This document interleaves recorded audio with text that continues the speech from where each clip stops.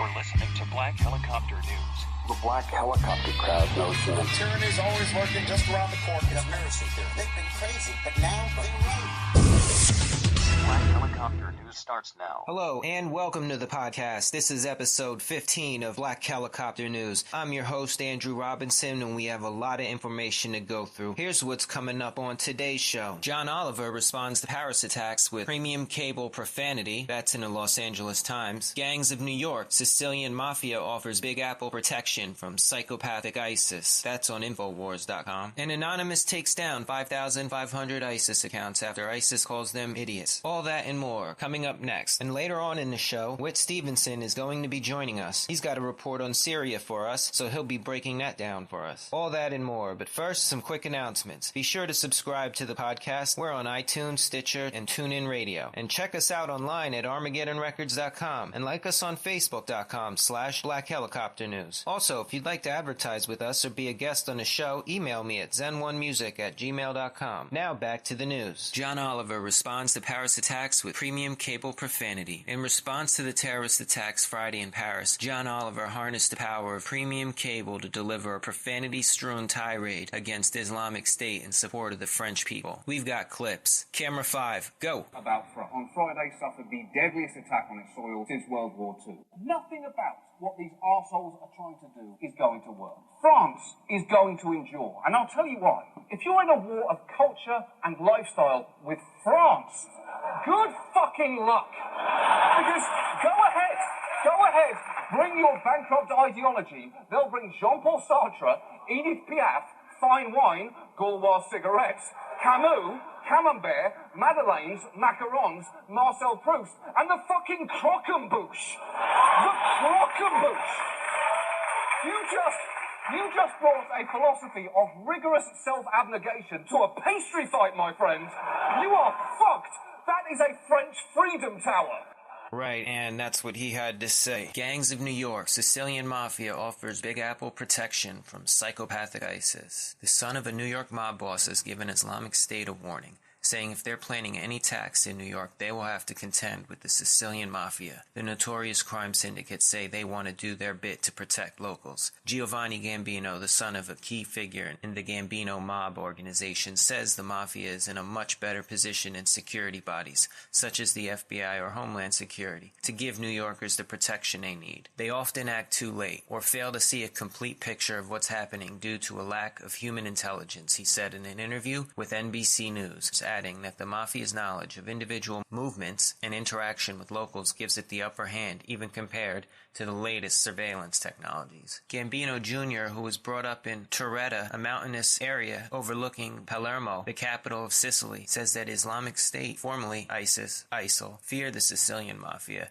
and this has been one of the main reasons why they have not tried to set up any underground cells in Sicily. The Italian island has not suffered from any terrorist attack, and Gambino feels the Mafia can offer protection in New York to help curb the rise of the Islamic terror group and help people see the mob in a new light. The Mafia has had a bad reputation, but much of that's undeserved, said Gambino, who moved to Brooklyn in 1988. As with everything in life, there are good, bad, and ugly parts. The rise of global terrorism gives the Mafia a chance to show its good side. He's got a point. Anonymous takes down 5,500 ISIS accounts after ISIS calls them idiots. This is on AnonHQ.com. Anonymous's biggest operation ever is in full battle fight. Hashtag #OpParis. The largest Anonymous campaign has so far successfully taken down 5,500 social media accounts related to the terrorist group ISIS, 24 hours after ISIS called Anonymous idiots. The Anonymous vs. ISIS showdown is only the beginning, with Anonymous vowing to wipe the internet stage of all ISIS activity, rendering ISIS impotent of their recruiting network online. It comes at a time when Anonymous calls for world unity against ISIS. Our capability to take down ISIS is a direct result of our collective sophisticated hackers, data miners, and spies that we have all around the world. We have people very, very close to ISIS on the ground, which makes gathering intel about ISIS and related activities very easy for us, Alex Pocher told RT. The actions from the elite group of Anonymous members have also drawn attention from retired Army General David Petraeus, areas. In a foreign policy report, he commented that these actions and other intelligence recovered could have considerable value to counterterrorism operations. To date, hacktivists claim to have dismantled some 149 Islamic State-linked websites and flagged roughly 101,000 Twitter accounts and 5,900 propaganda videos. At the same time, this casual association of volunteers has morphed into a new sort of organization, postured to combat the Islamic State in both the Twitter town square and the bowels of the deep web. Anonymous have declared a total war on the terrorist group following the attacks on Paris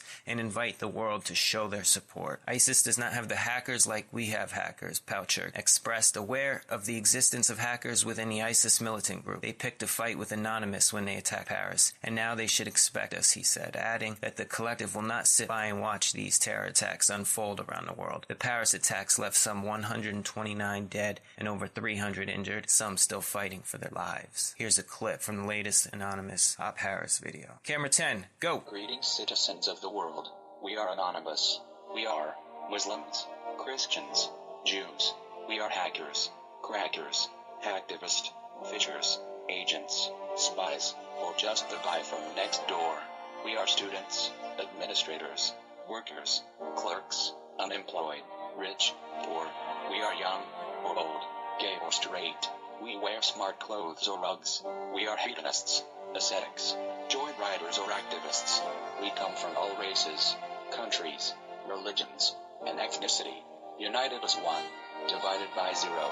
We will hunt you, take down your sites, accounts, emails, and expose you.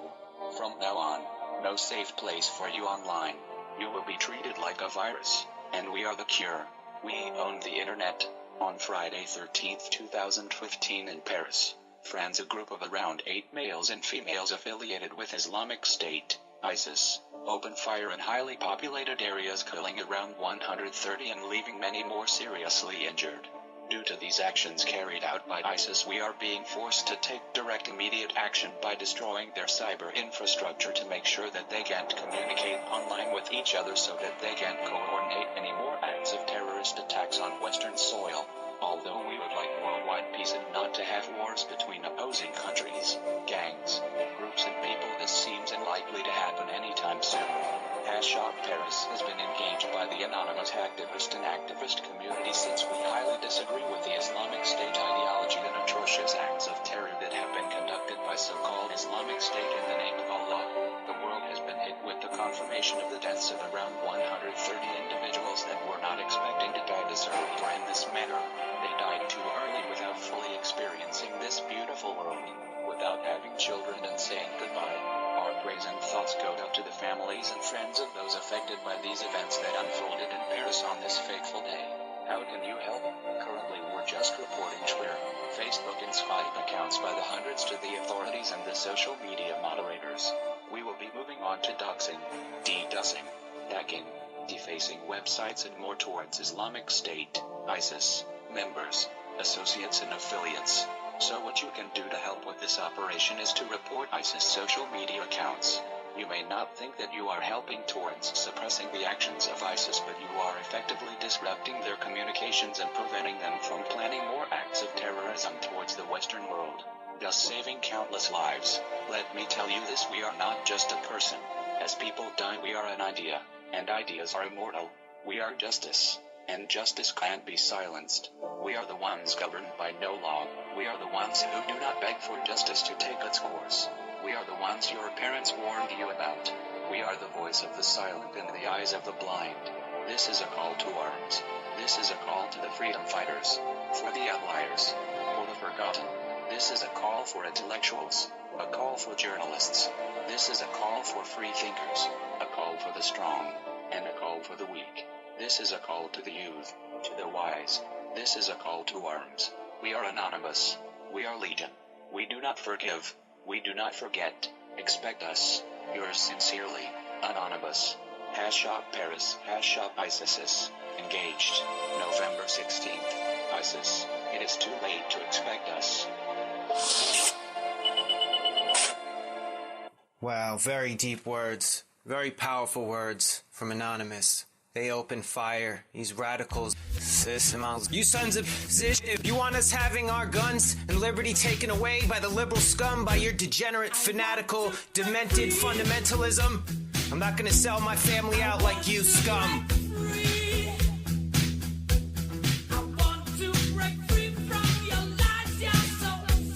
Grammy Award winner and platinum recording artist, President Zen 1. His debut studio album, Philosopher's Stone, including the smash single, New World Order. President Zen 1, Philosopher's Stone, the digital album, available on iTunes, Amazon Music, Google Play, and cdbaby.com. Get your copy today.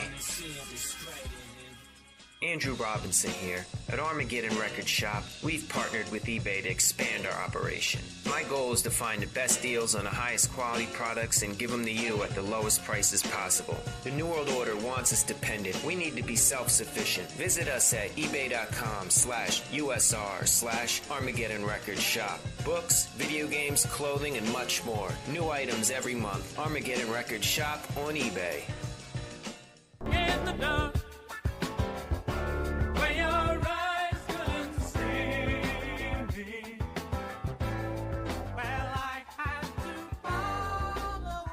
Tulsi Gabbard, who is a Democratic representative from Hawaii, and she had an interview with Wolf Blitzer where she really breaks down what's going on in Syria. It is counterproductive because right now, U.S. arms are getting into the hands of our enemy, Al-Qaeda, Al-Nusra, these other groups, Islamic extremist groups who are our sworn enemy. These are groups who attacked us on 9/11 and who supposedly we're trying to defeat, yet at the same time supporting them with these arms to overthrow the Syrian government. So you don't even want the U.S. to provide weapons or arms to these anti-Bashar al-Assad rebels? I don't want the U.S. government to provide weapons to Al-Qaeda, to Islamic extremists, to our enemy. I think it's a very simple concept in my mind that you can't defeat your enemy if you're arming them and helping them at the same time. It makes no sense. So Tulsi Gabbard has introduced legislation. She's a veteran. She did 2 tours of Iraq. So she's certainly within her rights to have an opinion on the events going on in the Middle East in general, and certainly in Syria. And Republican Adam Scott is partnering with her to introduce legislation that will, if it's enacted, seek to change our foreign policy with regards to the Assad regime in Syria and to stop trying to remove Assad. Why do you say the U.S. effort to get rid of Bashar al-Assad's regime is illegal? Well, first of all, there's not been a vote in Congress to authorize the use of force, to authorize a war, to overthrow a sovereign government. So the American people haven't had a choice to speak their voice, to approve or disapprove such a war. Therefore, it's illegal. Because we've already removed Saddam Hussein and Gaddafi, and those are both excellent examples of, to use the Q word, the quagmire that we create when we remove people from power. And of course, because of Russia's involvement with Syria, it's the insanity of our trying to remove or change a regime, remove Assad. It's very, very dangerous because we're tempting World War III.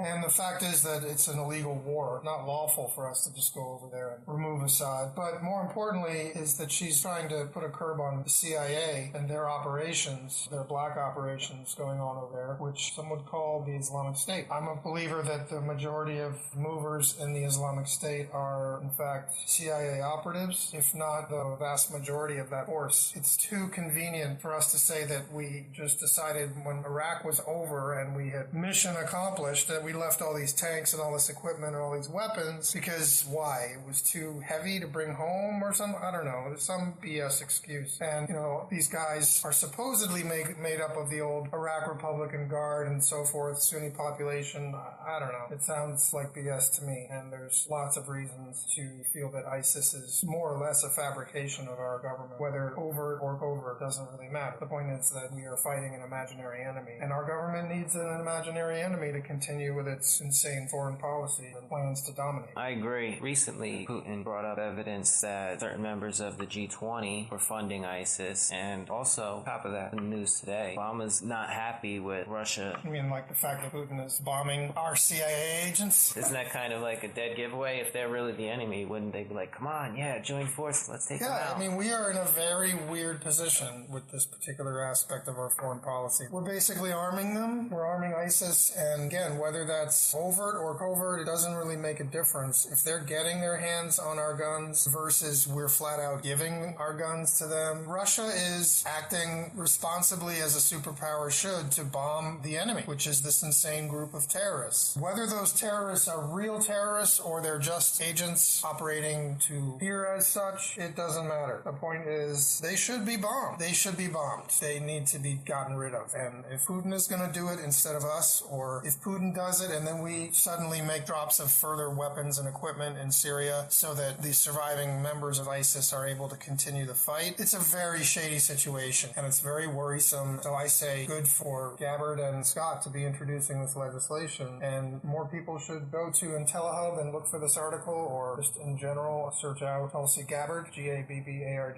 and find out what she's doing. Like I said, she did 2 tours of Iraq. She's a veteran and should be treated with respect when she's introducing legislation to change foreign policy to essentially save our asses and prevent World War III. I mean, I thank God for people like this. So it's good news. It's certainly controversial, and she may be shortlisted for assassination. I certainly hope that doesn't happen, but it doesn't really matter in a way because she's already moved forward with this legislation, and they made it clear on national TV, no less, to Wolf Blitzer that there's some very shady dealings going on behind the scenes, and that our government is lying to us. That's the bottom line. And if you're not looking into it, I don't know what you're doing with your time, because you really need to look into why and to what extent your government is lying to you. And we'll keep Congresswoman in our prayers, because she's going to be targeted, and if they do, we know who did it. Yep, and if they do, I mean, there's certainly motive to do it at this point, but if they do take her out, it's just going to make them look the shadier. So they probably won't. But what exactly is going to happen with this legislation is really the critical, to me, that's the critical point, that president's foreign policy and Congress's actions are being questioned and opposed, and that's a great thing.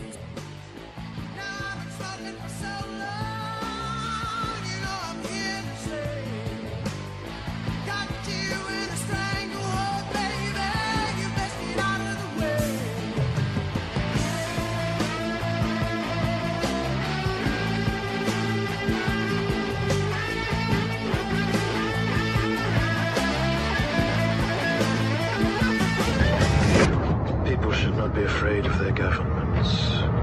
Governments should be afraid of their people.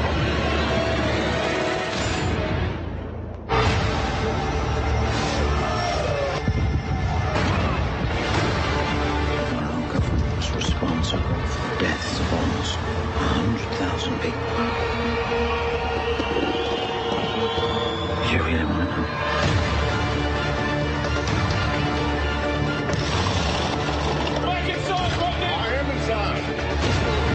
Several party members have been murdered, Chief Inspector.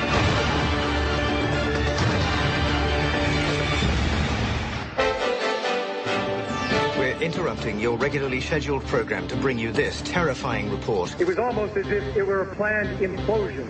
It just pancaked. Jane, what more can you tell us about the Salomon Brothers building and its collapse? New York, very much a city still in chaos. The phones are not working properly. The subway lines are not working properly. The sky now black with smoke in front of us. Just across the Tigris River here. This is shock and awe, Tom, to the population of Baghdad. Shock and awe, indeed. The people you liberate will witness the honorable and decent spirit of the American military. Either you are with us or you are with the terrorists. Come on.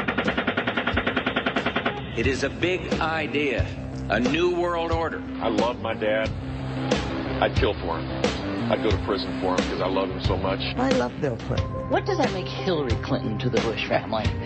My sister-in-law. When you are subverting the power of government, that's a fundamentally dangerous thing to democracy. What do you think of Edward Snowden?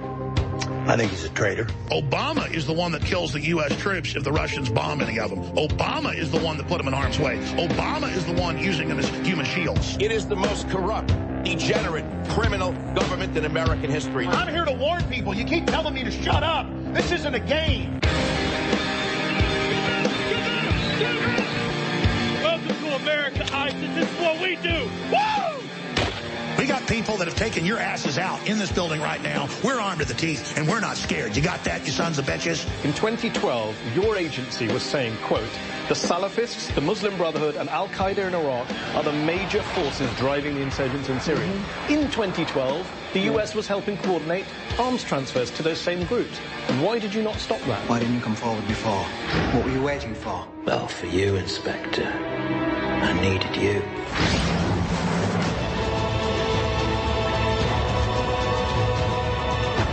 I suddenly had this feeling that everything was connected. We're all part of it.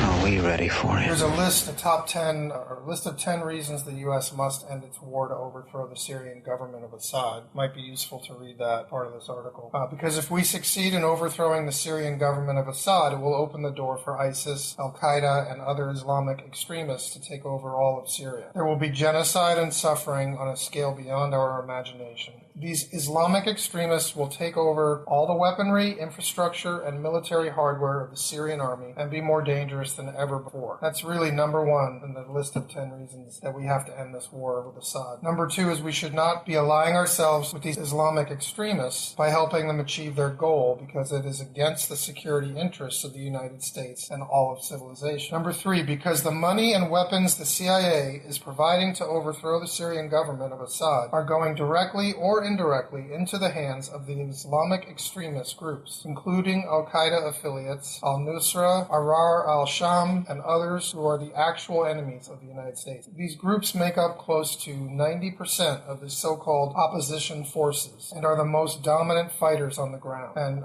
I'll just depart from this list for a moment just to mention that, Putin made a pretty clear statement in one of his press briefings as to who these people are that are actually making up these fighting forces, and that they are essentially, they're paid mercenaries. And, they will defect from one force to go to another if the other force is paying more, because that's really all they're doing it for. They're in it for the money, and they have no real allegiances. They're thugs, and that's what thugs do. They don't really care about outcomes. Obviously, they don't care about human life, with the exception of their own. And they're out to make as much money and kill as many people as they have to make that money. Okay, so number 4 in the list is because our efforts to overthrow Assad has increased and will continue to increase the strength of ISIS and other Islamic extremists, thus making them a bigger regional and global threat. Number 5, because this war has exacerbated the chaos and carnage in Syria, and along with the terror inflicted by ISIS and other Islamic extremist groups fighting to take over Syria, continues to increase the number of Syrians forced to flee their country. And then we're left with the refugee mess. Number 6, because we should learn from our past mistakes in Iraq and Libya that U.S. wars to overthrow secular dictators, Saddam Hussein and Muammar Gaddafi, cause even more chaos and human suffering and open the door for Islamic extremists to take over in those countries. Number 7, because the U.S. has no credible government or governmental leader ready to bring order, security, and freedom to the people of Syria. That ought to be almost number 1. I mean, people ought to be asking, okay, so we're over there. Who are we going to install? What is our plan? We don't seem to have any kind of plan other than, I don't know. We just don't seem to have any plan. Putin certainly has a plan. Number 8, because even the best case scenarios that the U.S. successfully overthrows the Syrian government of Assad would obligate the United States to spend trillions of dollars and the lives of American service members in the future effort to create a new Syria. This is what we have been trying to do in Iraq for 12 years, and we still have not succeeded. The situation in Syria will be much more difficult than in Iraq, and that's hard to believe. But, given the number of populations or forces fighting for power and influence in Iraq, it's at least 3 or 4 different groups. I don't even know how complicated Syria is, but I know I put faith in that statement that it is a more complicated situation. Okay, so back to the list. Number 9, because our war against the Syrian government of Assad is interfering with our being one-pointedly focused on the war to defeat ISIS, Al-Qaeda, and the other Islamic extremists who are our actual enemy. Number 10, because our war to overthrow the Assad government puts us in direct conflict with Russia and increases the likelihood of war between the United States and Russia and the possibility of another world war. So really, number 10 and number 1 are almost the same point, being it's just going to make a situation which is already very dangerous into an unimaginably dangerous situation.